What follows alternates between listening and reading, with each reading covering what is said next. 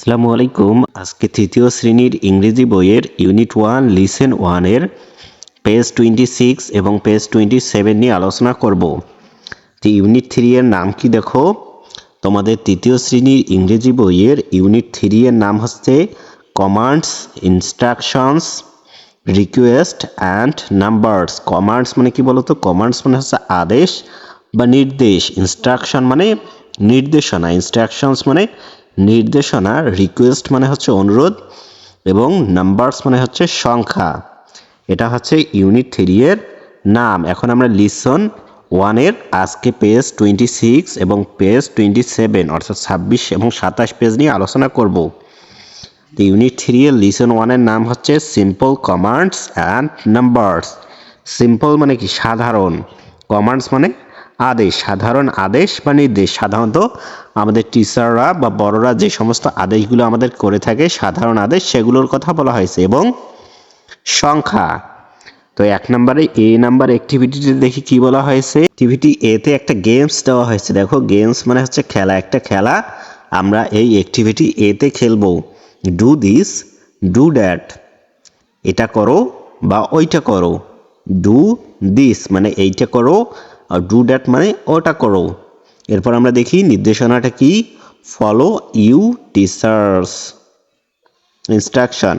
এখানে follow your হবে, follow your teachers instruction and play the game. Do this, do that, তোমার যে শিক্ষক রয়েছে তার নির্দেশনা মেনে চলো এবং এই গেমটি খেলো। ডু দিস, ডু দ্যাট, এটা করো ওটা করো। অর্থাৎ আমাদের টিচাররা যখন শ্রেণীকক্ষে এই চ্যাপ্টারটির ক্লাস নেবে বা এই লিসনের ক্লাস নেবে, তখন আমাদের যে টিচার রয়েছে ইংলিশ বিষয়ের, তিনি কিছু একটা করবেন, সেটা আমাদেরকে করে দেখাতে হবে। অর্থাৎ দেখো, এখানে তিনি হাত তুলছেন, আমাদেরকেও ডু দিস অর্থাৎ এইটা করতে হবে। আমাদেরকে সবাইকে, তোমাদের সবাইকে হাত তুলতে হবে। যদি বলে হাত নামাও, সবাইকে হাত নামাতে হবে। আবার তিনি যদি উঠে দাঁড়াতে বলেন, সবাইকে উঠে দাঁড়াতে হবে। তিনি যদি বসেন, তাহলে তোমাদেরকেও বসতে হবে। এভাবেই আমাদেরকে এই গেমটি খেলতে হবে। এরপর আমরা পরবর্তী অ্যাক্টিভিটিটি দেখি বি নাম্বার অ্যাক্টিভিটিতে আমাদেরকে কি করতে বলা হয়েছে। ইন পেয়ার্স, জোড়ায়। ইন পেয়ার্স মানে হচ্ছে জোড়ায়। Make a list of the commands you hear in your drill class.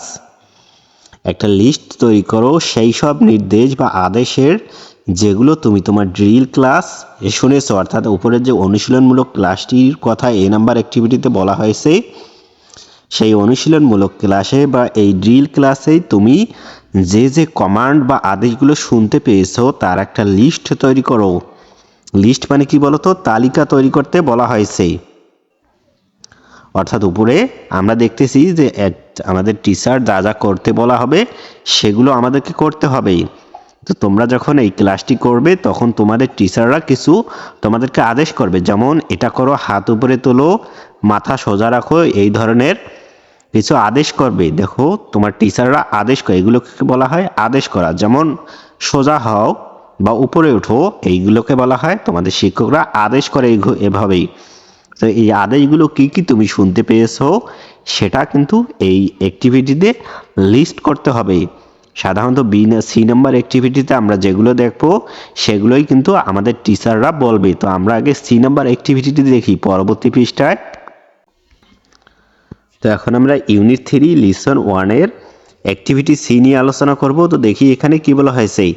এই সি নাম্বার অ্যাক্টিভিটিটি নিয়ে আলোচনা করার পর আমরা এই সি নাম্বারের অ্যান্সারগুলো বি নাম্বার অ্যাক্টিভিটিতে নিয়ে যাব।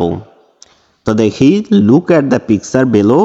নিচের ছবিটি দেখো, নিচে একটা ছবি দেওয়া রয়েছে। বেলো মানে নিচে একটি ছবি দেওয়া হয়েছে। লুক অ্যাট দ্য পিকচার, সেই ছবিটির দিকে আমাদেরকে তাকাতে বলা হয়েছে। It shows a student in attention position. এটা একটা স্টুডেন্টের মনোযোগ হয়ে দাঁড়িয়ে থাকার একটা পজিশন বা অবস্থান রয়েছে। সাধারণত স্টুডেন্টরা সোজা হয়ে, মাথা সোজা করে, হাত নিচু করে যে দাঁড়িয়ে থাকে সেটাকে অ্যাটেনশন বা মনোযোগী হয়ে দাঁড়িয়ে থাকার একটা পজিশনকে দেখানো হয়েছে। এটা আমরা চিত্রে বা এই ছবিটিতে দেখতে পারছি। এখন আমাদেরকে কি করতে হবে? Listen and repeat the commands given in the box. শোনো এবং এই আদেশগুলোকে রিপিট করো। অর্থাৎ এই আদেশগুলোকে আমাদেরকে বলতে হবে, যে এখানে যে আদেশগুলো দেওয়া রয়েছে সেগুলো আমাদেরকে শুনতে হবে এবং বলতে হবে, রিপিট করতে হবে। আবার আমাদের টিচাররা এটা পড়ে শোনাবে এবং সেটা আমরা আবার রিপিট করে বলবো। যেমন আমি তোমাদেরকে বলবো কিপ ইউর হেড আপরাইট, তোমরাও বলবে কিপ ইউর হেড আপরাইট। তো আমি কিন্তু এখন অর্থ সহকারে এগুলো তোমাদেরকে বুঝিয়ে দেব। কিপ ইউর হেড আপরাইট মানে তোমার মাথা সোজা রাখো, এটা একটা আদেশ। কিপ ইউর হেড আপরাইট, তোমার মাথা সোজা রাখো। কিপ মানে রাখা, ইওর মানে তোমার, হেড মানে হচ্ছে মাথা এবং আপরাইট মানে হচ্ছে সোজা। এরপরে 2 নম্বরে বলা হয়েছে লুক টু দ্য ফ্রন্ট, সামনের দিকে তাকাও, মানে এটা একটা আদেশ করা হয়েছে। Look to the front, look মানে তাকাও, টু দ্য ফ্রন্ট মানে হচ্ছে সামনের দিকে। এরপর আমরা দেখি পরবর্তীতে কি বলা হয়েছে, কিপ ইউর বডি স্ট্রেইট, তোমার বডি বা শরীর সোজা রাখো, তোমার দেহটাকে সোজা রাখো। Keep your body straight, straight মানে হচ্ছে সোজা।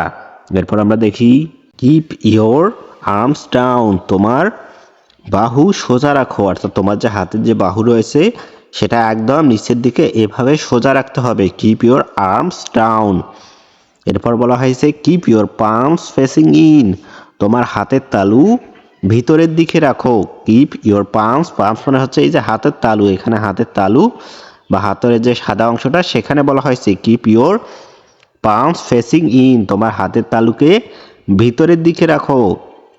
এরপর কি বলা হয়েছে, keep your hands and fingers straight, তোমার হাত এবং তোমার আঙ্গুলগুলো সোজা রাখো। এভাবে আমাদেরকে আমাদের হাত এবং আঙ্গুলগুলো সোজা রাখতে হবে। কিপ ইউর নিস স্ট্রেইট, তোমার হাঁটুগুলো বা হাঁটুদ্বয়কে সোজা রাখো।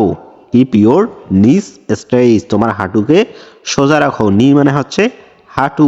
কিপ ইউর হিলস টুগেদার, তোমার গোড়ালিকে একত্রে রাখো। হিলস মানে গোড়ালি, পায়ের যে গোড়ালি রয়েছে সেটাকে একত্রে রাখতে হবে। টুগেদার মানে একসাথে রাখো। কিপ ইউর হিলস টুগেদার, তোমার গোড়ালিকে একসাথে রাখো। এরপর আমরা পরবর্তীতে দেখি, এখানে কিন্তু আমরা আরো একটি ছবি দেখতে পাচ্ছি এবং আরো কিছু আদেশ রয়েছে, এগুলো আমরা দেখি। কিপ ইউর মাউথ ক্লোজড, তোমার মুখ বন্ধ করো। Keep your mouth closed, mouth মানে মুখ এবং ক্লোজ মানে বন্ধ করা, তোমার মুখ বন্ধ করো। Place your hands on lower chest, তোমার হাতকে লোয়ার চেস্ট বা বুকের যে নিচ অংশটা রয়েছে সেখানে রাখো। প্লেস মানে কি, তোমার হাতটাকে প্লেস করো বা সেখানে রাখো। এরপর ব্রিথ ইন মানে শ্বাস নাও, ব্রিথ আউট মানে শ্বাস ছাড়া। ব্রিথ মানে কি, নিঃশ্বাস নাও এবং ব্রিথ আউট মানে নিঃশ্বাস ছাড়ো। এরপর বলা হয়েছে কিপ ইউর হিলস টুগেদার, অর্থাৎ উপরের বাক্যটি আদেশটি আবার বলা হয়েছে কিপ ইউর হিলস টুগেদার, তোমার পায়ের যে গোড়ালি রয়েছে সেটাকে একসাথে রাখো। এই আদেশগুলো কিন্তু আমাদেরকে পড়তে হবে এবং শুনতে হবে। তো উপরে যে বি নাম্বার অ্যাক্টিভিটিটি রয়েছে সেটা আমরা এ নাম্বার অ্যাক্টিভিটিতে আমাদের টিচাররা যে সমস্ত কমান্ডসগুলো বা যে সমস্ত আদেশগুলো আমাদেরকে করবে সেটা আমরা শুনবো, শোনার পর সেটা আমরা বি নাম্বার অ্যাক্টিভিটিতে লিখব। তো এটা তোমরা শ্রেণীকক্ষে করবে। আজকের ক্লাসটি এই পর্যন্ত। পরবর্তীতে আমরা লিসেন 1-এর আরও 2টি পৃষ্ঠা নিয়ে আলোচনা করব।